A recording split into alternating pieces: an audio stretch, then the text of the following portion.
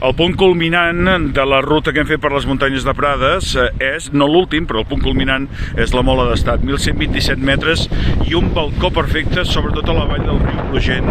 Es troba a mig camí dels municipis de Prades, al Baix Camp, i de Vimbodí i Plodet, que està a la Conca de Barberà. Mercè, bon dia.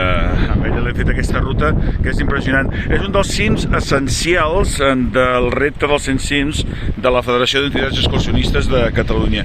Ofereix un ventall maquíssim. Estem enmig de la ruta que ens aporta amb aquesta direcció cap a Prades, amb el camí que passa per el Tossal de la Baltassana, una ruta que ja havíem fet anteriorment amb l'Eric i que també en el seu moment us van fer. Ja veieu aquí, fa molt de vent i és perillós en el dia d'avui si en sentiu, però a més estem dalt d'una mola i és perillós estar seguit.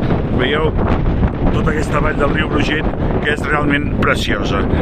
La Mola d'Estats o dels 4 termes, i a darrere hi ha el que són les 3 creus, que també té una vista realment impressionant.